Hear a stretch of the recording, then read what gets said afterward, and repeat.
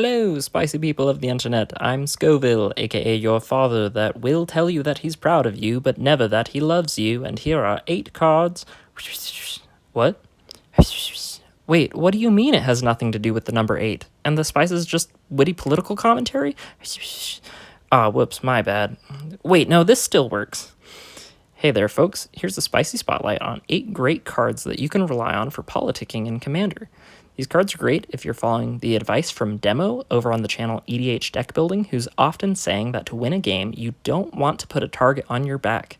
As long as you're not the archenemy, or if you are so far ahead, you just don't care if your opponents have any advantage at all, these are great includes.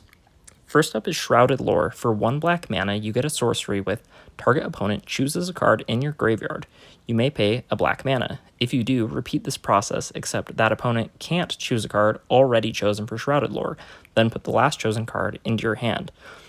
Basically, you can recur something from your graveyard, and if you don't like the choice that your opponent makes, you can pay 1 black mana to have them make a different choice.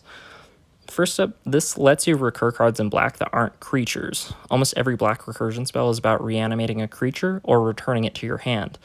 What if you want a board wipe again or a key piece of spot removal? This is one of the only cards that can do that. You can skirt the potentially high mana cost of this card by making a deal with one of your opponents, like, I'll get rid of player A's thing if you let me get Toxic Deluge again. It's the only way we survive. Or if your graveyard doesn't have much in it, you can very easily get back whatever you need. Did someone blow up your Bolas's Citadel after you took an early lead? Bam, use Shrouded Lore. Now, Forgotten Lore is the exact same card, but in green. Some green recursion hits any card, while a fair amount only recur permanents. So if you need your Beast Within again, or someone countered your Tooth and Nail or whatever, this could be your friend. Although, good luck convincing your table you need Tooth and Nail. Granted, Forgotten Lore is potentially only 1 mana for a regrowth effect, when most of those cards are 2 to 4 mana. Next up is Null Mage Advocate. For 2 generic and 1 green mana, you get a 2/3 Insect Druid with tap. Return 2 target cards from an opponent's graveyard to their hand. Destroy target artifact or enchantment. There are plenty of board wipes for enchantments and artifacts in green, but this weird Praying Mantis dude gets you repeatable spot removal. Plus, you can get some nice social capital at the table by helping out another player. Be careful though and try to make deals where you can. Buy yourself some immunity for a round or pair up with someone who has some other pieces of spot removal in their graveyard to take down whoever is the archenemy in that instant.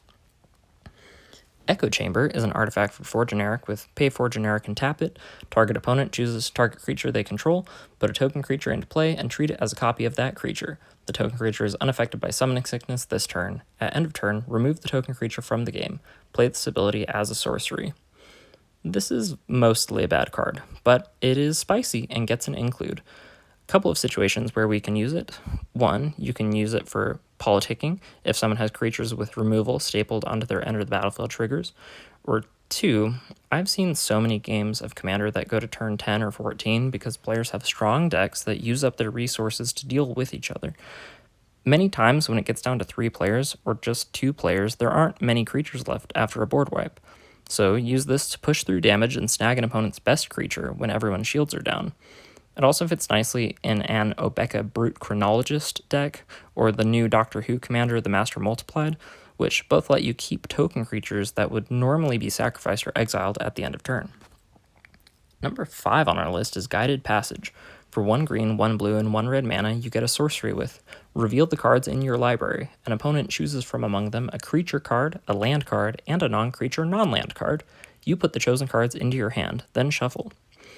Giving your opponents the choice is normally bad, but with politicking and making deals, you can let this tutor be crazy. 3 mana to tutor up 3 cards is nutso. I know it has a restrictive color identity, but enough people play 3 to 5 color decks that it's worth mentioning. Guided Passage gets wackier if you decide to build around the restriction. If your deck only has 1 creature in it, or just a couple haymakers, or only 1 non-creature non-land card in it, then you're guaranteed to get that card. So you can use this for some spicy combos. A rules note here, your opponent cannot fail to find here to hose your strategy. The fail to find workaround only happens when searching a library. This is not a search. Next up is Library of Latnam. For 4 generic and 1 blue mana, you get a sorcery with target opponent chooses 1. You draw 3 cards at the beginning of the next turn's upkeep, or you search your library for a card, put that card into your hand, and then shuffle your library. There are a number of cards in blue that let you search for artifacts, and a couple that let you search for instants or sorceries, but Library of Latinam lets you search for anything. It's pretty rare in mono blue.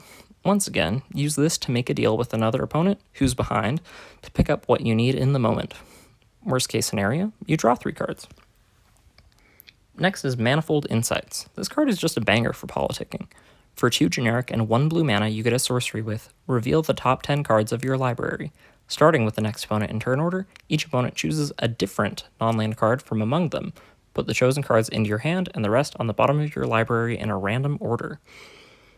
There's very little downside to this card.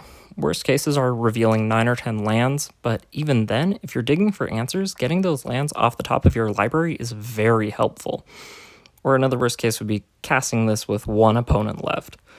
You can use this to make deals, but it's so solid on its own that you might not even need to. Plus, with all 3 opponents making a choice, they might not all agree on what makes sense to give you.